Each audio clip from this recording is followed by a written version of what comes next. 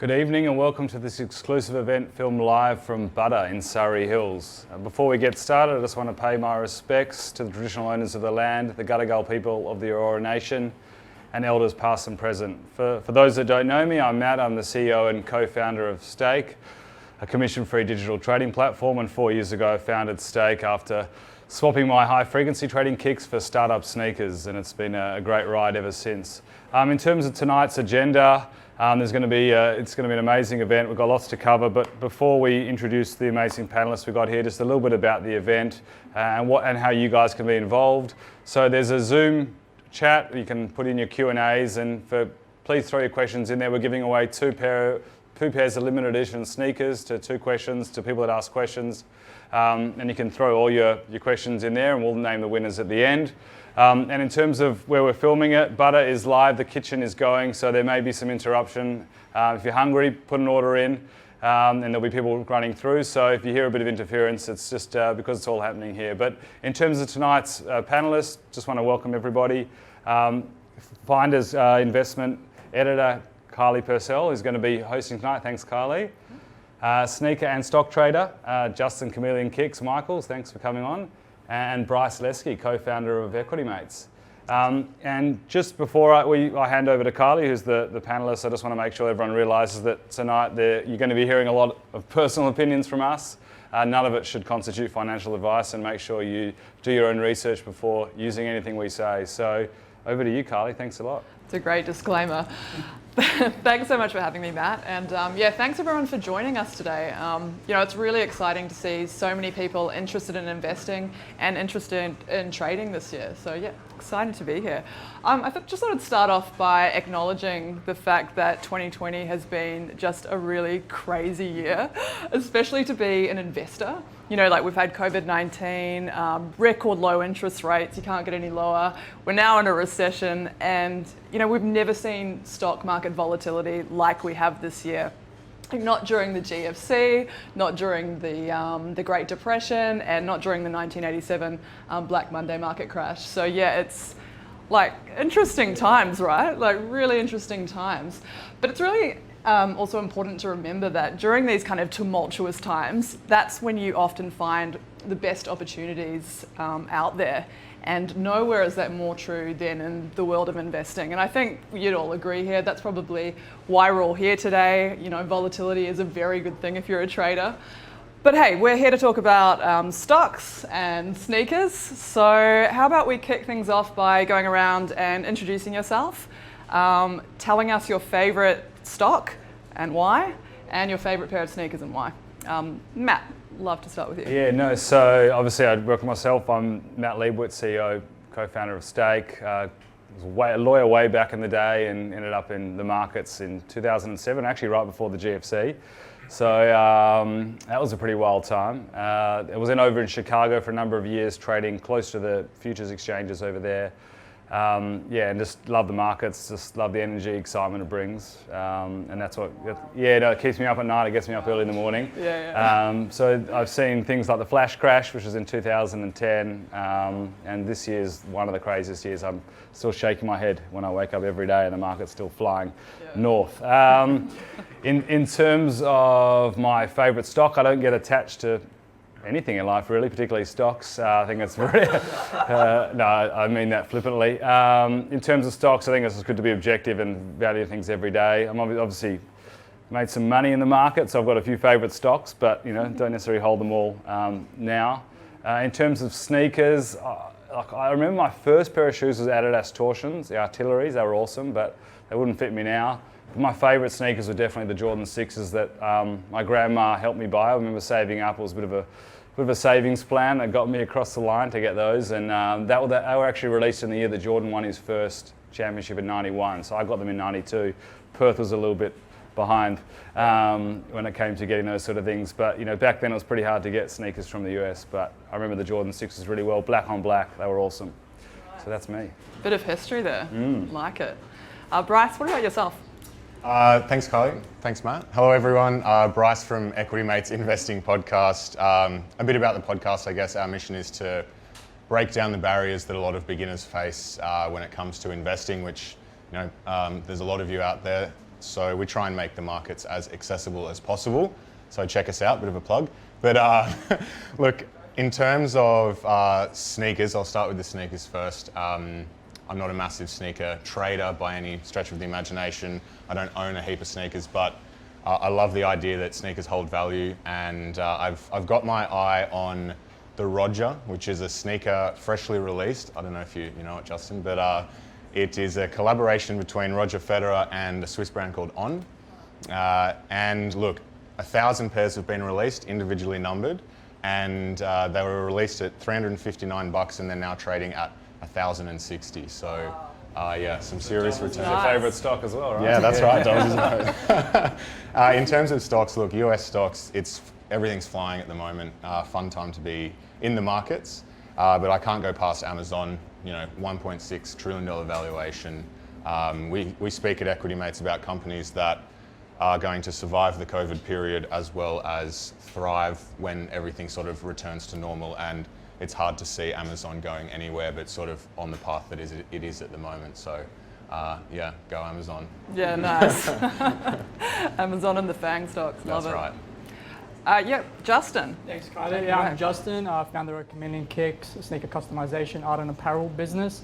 In terms of sneakers, so as a massive sneakerhead, my favorite sneaker would have to be the Nike Air Fear of God 1. Since I love my high top shoes, so more specifically the spruce colorway. I like bright colors, so it's a green colorway that I love. Personally, don't own a pair yet, but got my eyes on it when that price drops to get myself a pair. What are they trading at now?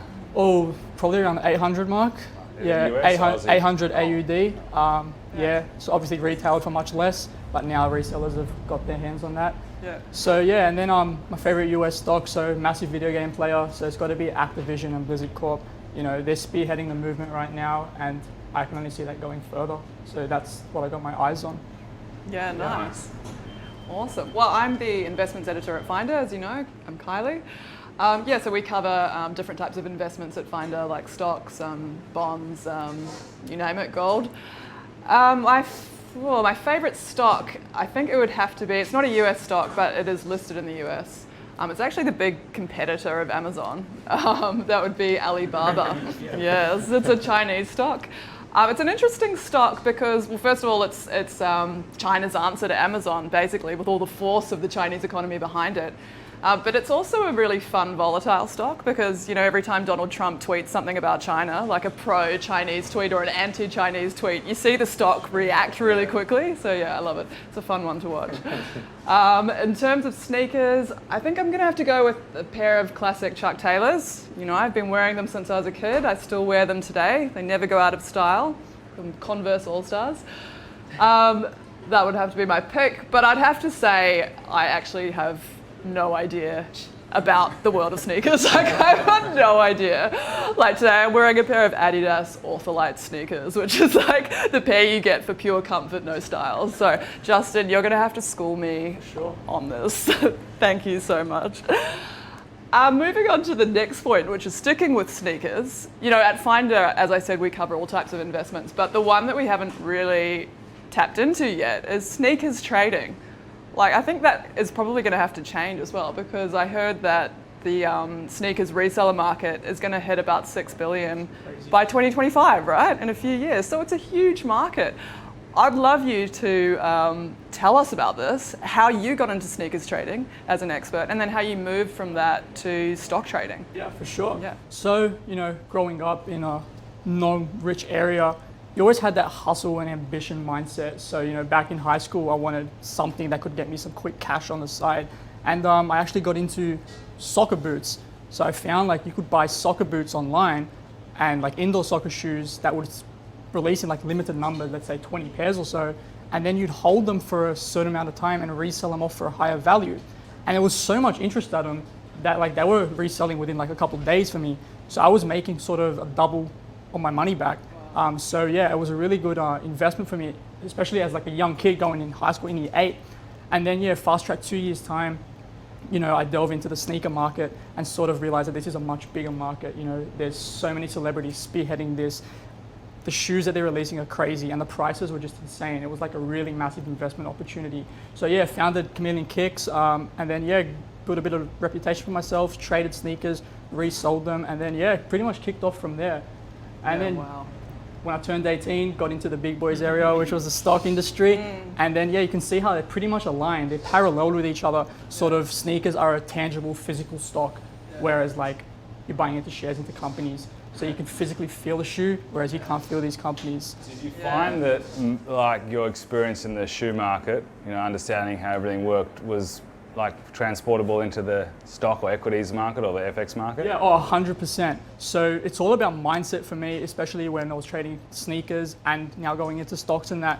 Sort of everything's like 80% mindset, 20% skill with what you're doing. So if you had the ability to hold on to these sneakers, just like we hold on to stocks and wait for them to rise, or if you're trading in any other industry in the whatever market it is, it's sort of paralleled with each other. You can apply the same principles you would to trade sneakers, resell them, exactly the same to stocks. That's so cool. Yeah. But I mean, so it's the same kind of principles like buy low, sell high that you take across to Buy both. high, sell higher.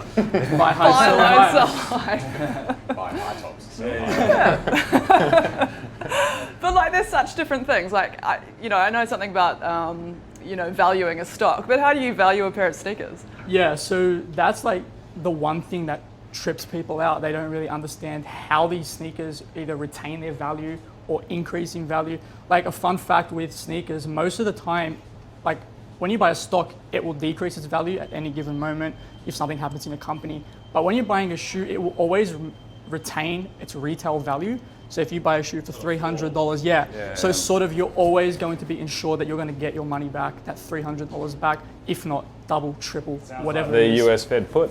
Yeah. If you look at what's happening in America at the moment, you've got the FANG stocks, Facebook, Amazon, Netflix. They're all sort of hot right now. What's the hot shoe of 2020? There's so many. Like everyone's going to go to Yeezy. Everyone's going to say, Yeezys, they're always releasing. Everyone's lining up for them. The hype beast, they're all getting into Kanye's trend. Personally, for me, I'm a Jordan 1 fan. So any Jordan 1 retro that comes out, as you know, I love my high tops. So any limited edition colorway of them, I reckon is a really hot mix. But yeah, there's so many sneakers releasing. I can't pinpoint it to specifically one. And then there's so many brands releasing. You got Adidas, Nike, everyone releasing them. Are you waiting for Elon Musk to release a pair of sneakers? I actually know a customizer who made a pair for Elon Musk, and he made 2 pairs, and they were reselling for crazy. So if he does, like, maybe it'll All the shorts. value. They made shorts, right? Yeah, short Tesla, shorts, yeah. The Tesla shorts. So they're obviously worth something. Yeah, I actually beat the travel ban.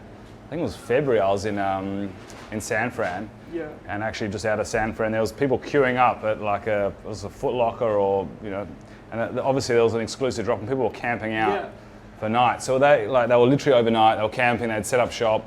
So are they trying to buy something that they know has got limited demand and then So what will typically happen is there will be a post or announced that we're releasing a limited sneaker. Like I'll use Kanye as an example. Is the Yeezys are coming out. So people will sort of either have to line up for raffle tickets because now they have like a raffle system where if you win the raffle, you have the opportunity to purchase it at retail, or they'll just release first in, best dress. So people will actually camp out overnight, rain, hail or shine, and wait to get the opportunity to make a couple $100s on each pair. So it's monetary. They're not buying it as collectors or. Most of the time, people would want to resell them. That's like there's a lot of cutthroat in the sneaker industry. Wear your shoes instead of doing it purely and solely for money. Yeah. But if you're smart enough, you can sort of cop 2 pairs, sell one, and get it for free the second one. Yeah, it really mirrors that IPO market, where you need to know someone to get access to an Yeah. IPO, and then you get to sell it in the Or secondary. bring your whole family to the camp out and buy every pair the store has. So you can do that as But well. what I'm seeing, what I find really fascinating is it actually mirrors the share market where it was. Like you feel like the shoe market's in its infancy, where you've got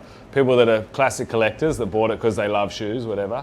Then you've got people that are trying to make money, the speculators, which the share market has. It's a little bit, Blue chip stocks,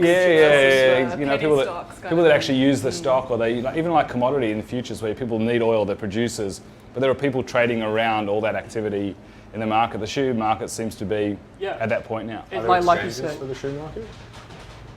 Like, you got like StockX and whatnot, which is like a solely Coke, dedicated right, and- platform dedicated to like reselling sneakers. It's essentially the stock market for sneakers. But you said you sometimes look on Facebook, don't you? You So like scroll the around Facebook sneaker community is insane. Yeah. Like there's groups with over 100,000 people just dedicated in Australia where it's just solely for the purpose of selling shoes and people Yeah. building reputations for themselves in reselling sneakers. And that's how, and like you see a lot of kids doing it nowadays, and I got to put my respect to them, like kids in high school making thousands of dollars a week reselling sneakers. You got to give all your props to them. I love this story because, you know, you're a perfect example of a young investor who's taken whatever kind of opportunities that you had available to you at the time. You know, you're under 18, but you started trading sneakers and then moved into stocks and, you know, using that technology that you had to, you know, make a bit of money and to seize the day, essentially. So that kind of brings me to the second point, which is this massive influx of new investors entering the market this year in 2020. So I'll throw it to the panel. Starting with Matt, why are we seeing this big surge in 2020? And what's different about this modern day investor compared to previous generations of investors? I think there's so many ways to cut and slice this one. You know, I mean, we look at the data that we get from our customers and speak to them, and the feeling is that the market is accessible. It's, you know, if you look at the news during coronavirus, it's what were the numbers, what's some influencer doing at home, and then what's the share market doing? So there's just natural engagement in the share market, and obviously with the market coming off that lows, a lot of people had watched the share market go up for, you know, it's been 10 years straight pretty much since the GFC, it's just tracked up. And people were looking for an opportunity to get in, so they thought it was necessarily cheap. And historically, you've actually seen the governments come in and support the market, and that happened again, ultimately. So you can be on Wall Street or you can be on Main Street. I think people just chose to be on Wall Street. You know, the bank yields are at zero, you're not getting anything for your putting your money in a term deposit's not getting you anything. Interest rates are zero in Europe. They're pretty much, you know, they're negative, I think, in Europe. They've been for a while. In the US, they're zero now. Essentially, Australia, they're close to zero. So no one's making it. You know, it's very hard to make money, and people are out there losing their jobs. So it's a real tough situation in the real world, but in the stock market world, things seem to be quite merry. So you may as well join the party, and I think that's what's happening. So. I think it's also so much easier to get into the market right now, and that's why I think the modern investor, and you look at even 5 years ago when, you know, a lot of my mates in the equity mates community started investing, and it was expensive to access the stocks in America. Exchanges in Australia didn't really exist. It's a punt for steak. I mean, you guys are paying for the food, right? Yeah. But you haven't eaten it anyway. Yeah, true. But you look at how easy it is now. Like we did an experiment on the show the other day, and it was, is it easier to buy something on Amazon or actually an Amazon stock? And it was like 26 seconds to buy the stock and 28 seconds to buy some shoes on Amazon. So like, What did you get first though? Yeah, the stock. So yeah, I mean, it's just so much easier. And then that gives you access to obviously buy the brands and companies that everyone uses these days. As we said, Amazon, Facebook, Apple, you know. And also property, you know, historically, at least in Australia, has been like that thing that people own. Right, but you think about buying a property, it's like you've got to go look at houses, you've got to give up your Saturday or your Thursday or whatever day it is in the area.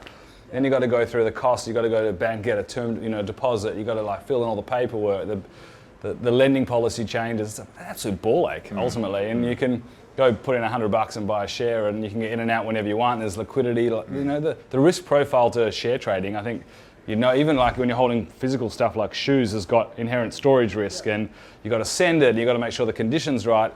Shares are ultimately transferable in, you know, it's just basically a ledger, ultimately. Yeah, that's right. So, there's so much more information out there as well. I think today, like, you know, previous generations, it was quite a secretive world, I think, stock trading. No one really knew how to do it, and you needed heaps of money. I think now it's great that you can just jump online and do your own research and figure out what stocks you want to invest in as well. I think that's really and cool. also TV shows. I mean, you look at Billions, Wolf of Wall Street, The Big Short. I'm not necessarily picking all the good ones, but you know, like it's part of pop culture now, and I think people are intrigued by the market, and instead of being just like watching it or thinking someone my grandparents did, which is investing, I can actually be in that coliseum. So there's an energy about the share market that's exciting as well. Yeah, totally. Well, there's been a lot of debate this year about how the markets have reacted to COVID-19, and you know, I hear the sneaker market is no different. Like we're seeing retail stores shut down. Some sneaker release dates have been delayed as well. So the question for the panel, and we'll start with you, Bryce. What has surprised you most about the market reaction, and how has it impacted your investment strategy? And we'll find out from everyone.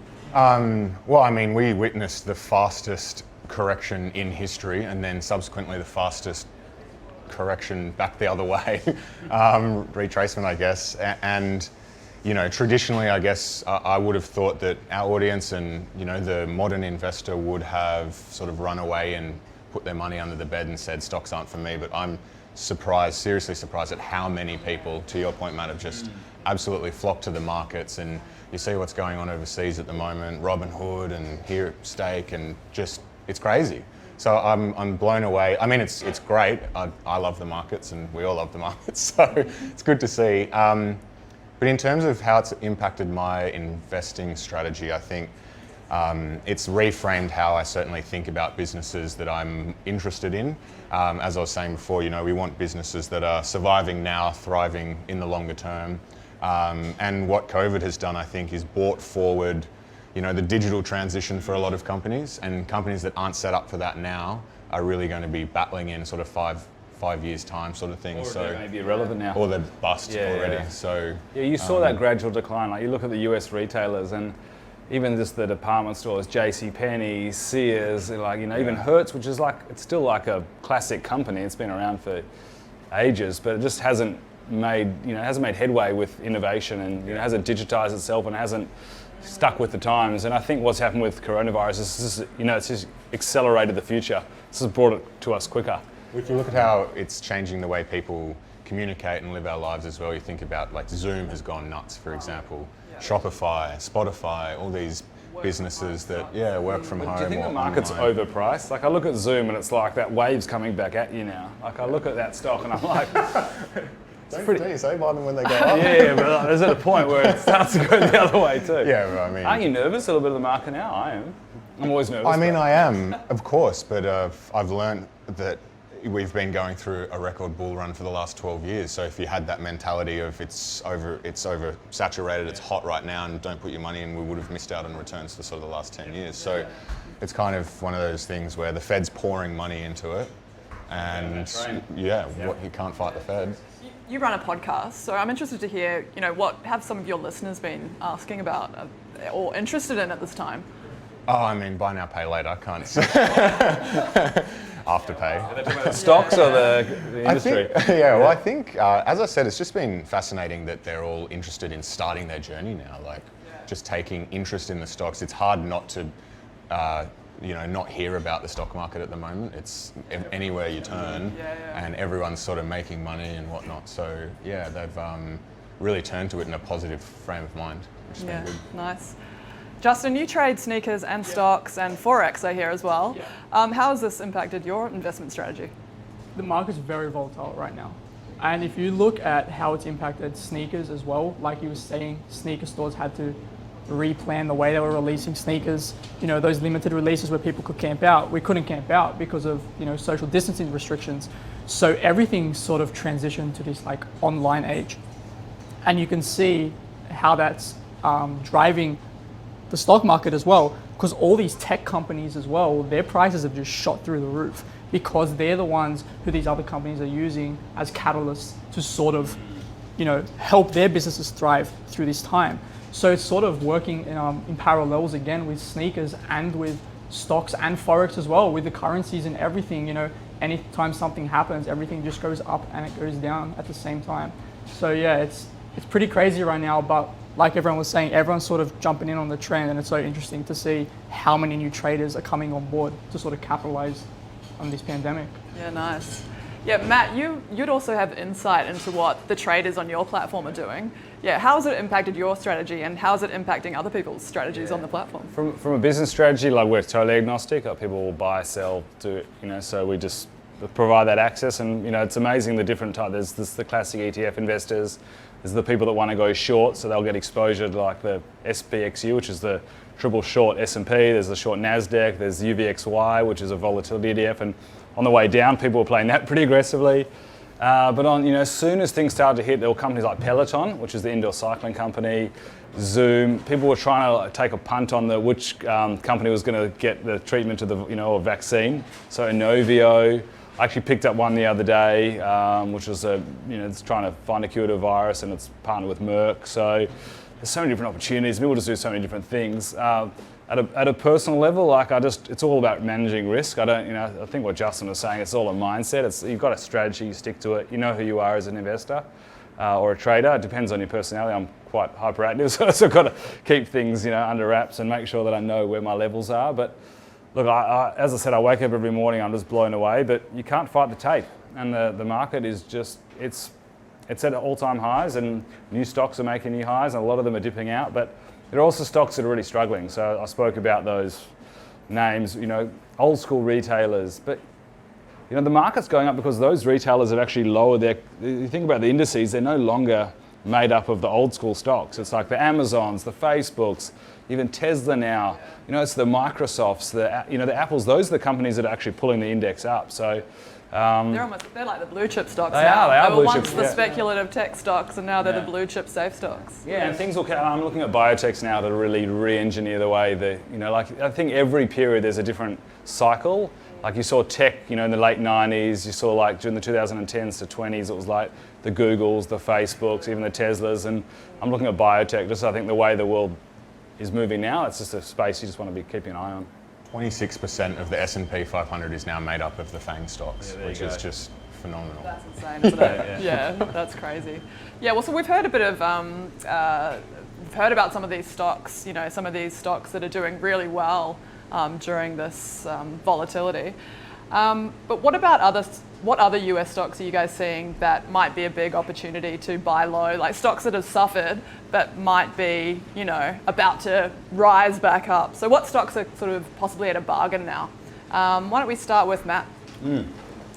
Caught me at the wrong time. We can go to John. No, it's all right. I'll give it a crack. I had some notes on this, but I don't like to buy bargains. I think my wife always told me that cheap is expensive. You'll pay for it later. So it's the truth, right? Think about it. I think like Justin, my strategy is generally to you want to see, like with sneakers, you want to buy something that someone else is going to pay something more for later. And the US stocks don't pay dividends really. They're not like a dividend. It's a growth mentality. So they don't really retain earnings to pay out to shareholders.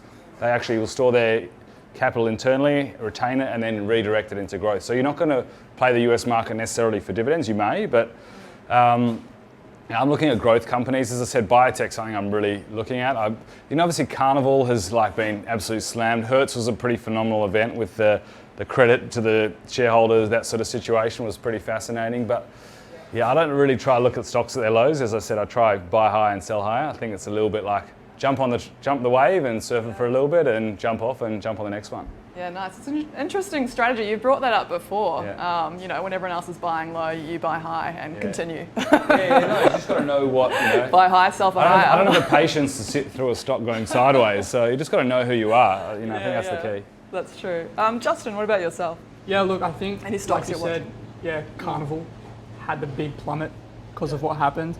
And I think what the one thing, like a tip is to look at companies that have done exceptionally well in the past 20 years, and you can foresee that they're going to do well again after this pandemic. And if they have been affected by it, obviously their price will show that.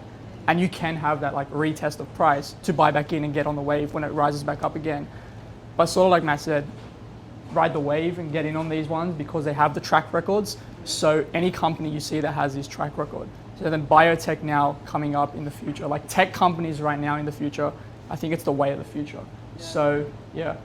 Yeah, good point.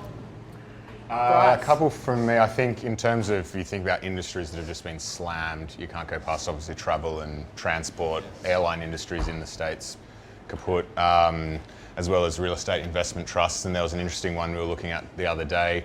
If you think America at some point is going to get back to international travelers and whatnot, the Empire State Trust has been smashed like 50%. They own Empire State Building, and obviously that's all shut down now. So if you can foresee a point in time where they're going to have tourists back up the top, then look, that's providing a... Do you think it's worth, you're taking a bit of a punt now because no one knows the time frame. Absolutely. It could be 5 years, it could be 10 years. I'm not saying this is a good There's a buy. cost to capital. The question was what's been slammed. I can tell you a lot of things that have been slammed. It might just stay down. It comes down to it. You've got to take the risk. Whether if you believe that the stock is going to go back up, that's the whole bargain. You got to play with it. Like we're saying, they have the track record. It's proven to it. So these guys will fall nowhere short of bringing themselves back up when the economy's at that state. It's just like that saying though, you make most of your money in a bear market, you just don't know it at the time. So it's the investors that have the, guts, to buy these stocks when they are seriously hammered and kind of think, is this going to play out? But in a time like this, I mean, who knows? I go the other way. I'm like, stocks that are performing in a bear market are going to fly when the market turns. Okay? You know, you want to back winners. You know, whether it's a football team or anything in life, you want things that generally win, right? That's why I see it. Yes, things may rebound, and look at Tesla. People are like $40. Hedge funds were trying to short it at $40. $250 they were trying to short. The thing kept winning. I'm the opposite. I'm like, when it's a bear market and you've got something that is literally performing in a bear market, that's showing strength, and that's a trade I'd rather be on. Just the risk profile is just so much more in your favour. I guess it comes down to, if you're looking at it from a price movement point of view or a fundamental business point of view, like these companies, whilst right now they've been slammed, their price probably reflects a bit more of where they're sitting as a business, and you might be able to take opportunity from that. Yeah, like Boeing. Like, do you look at Boeing, American Airlines? Even Buffett's been selling out. Absolutely. Maybe because fascinating to watch. When Buffett finally made a move, it was like, oh, that's the move. Okay. He bought high, sold low. Exactly right. Yeah, great. Well, guys. Stocks that I'm watching. That's a tough one. I have been watching the travel stocks. I mean, who hasn't, right? They're so cheap. Well, perceived cheap. Perceived cheap at the moment.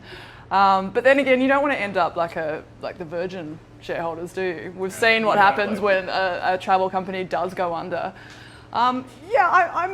I've been watching probably mostly the blue chip stocks, to be honest. They're a safe bet. I'm a bit of a safe investor. I'm definitely more of a long-term investor rather than a trader.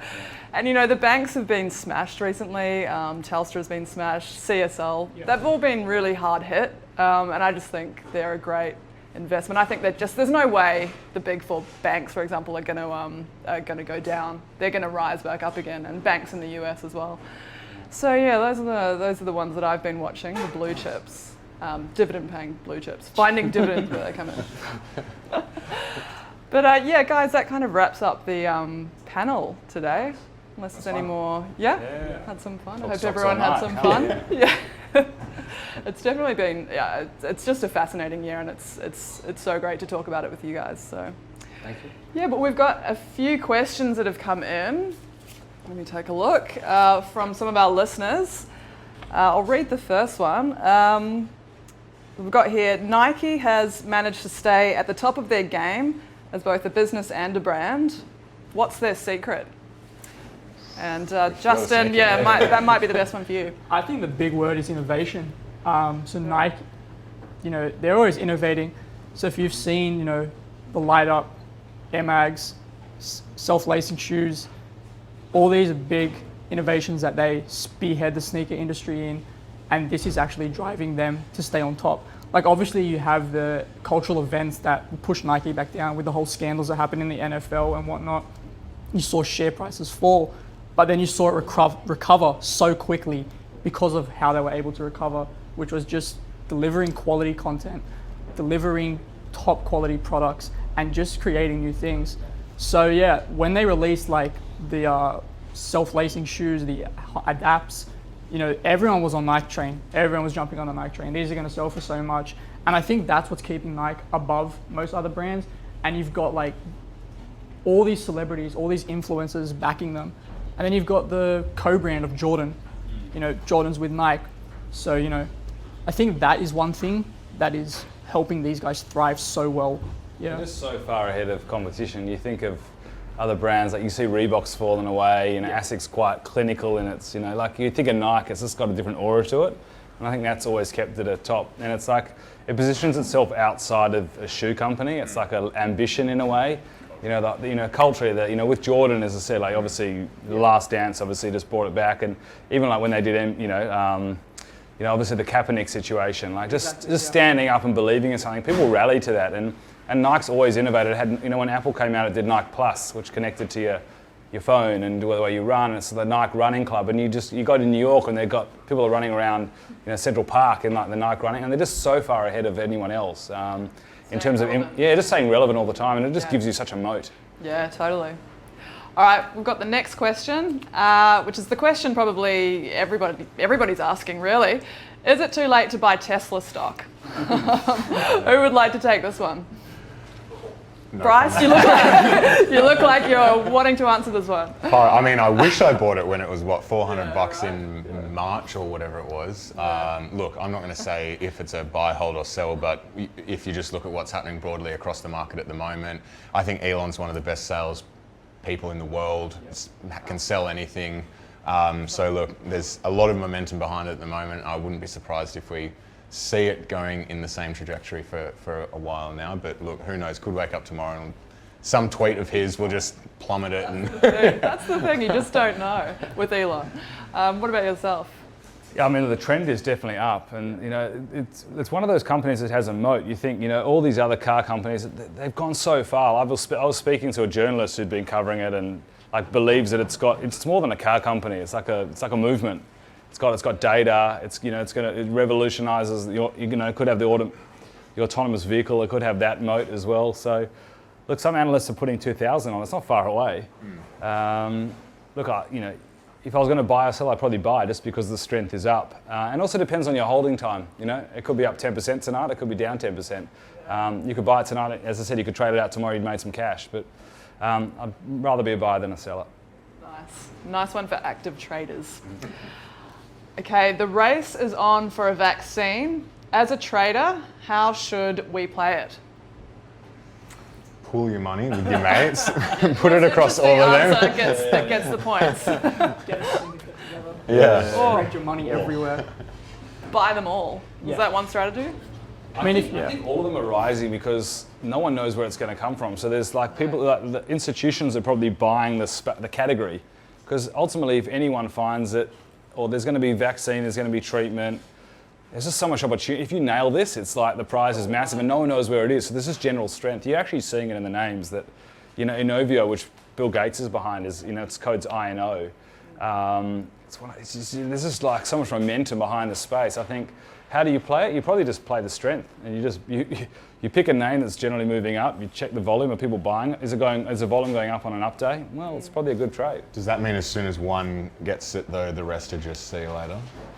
Potentially, but maybe you have to. You just got to. As I said, it could be a shortwave that you're in it for. The strength is up in the space. As I said, I think biotech is the emerging leader here for the next 10 years, and I think the way the world is, even just the sanitizers you see, and just like the treatments and the way people look at their health, and I think there's a whole cyclical change happening, and biotechs are just a name. I think generally, like the whole tide has lifted on them. There's been a big shift in society, so maybe a biotech ETF is the way to go. I'm sure there's one in the States. I probably should know this, but there's so many biotech names. I was trading, when we first started Stake, there was a stock called Ascendis Pharmaceutical. Just like, I remember it was at $25, $1.50, $150 now. It literally has not stopped. It's like, you get on one of these things and they just go, so. Nice. Great opportunity out there. Yeah, for sure. All right, we have the winners right here. The winners of the limited edition sneakers, $500 limited edition sneakers. We've got Matt N and Jesse C. So well done, guys. Congrats. Now there are 8 more limited edition sneakers going. So if you want to be in the running, head over to hellostake.com/stake butter to get into the running. You can find more details there. But yeah, guys, that wraps it up for tonight. Awesome. Thanks so much. Thanks for having us. It was fun. Cheers. Thank you, Kylie. Thanks, guys. Nice.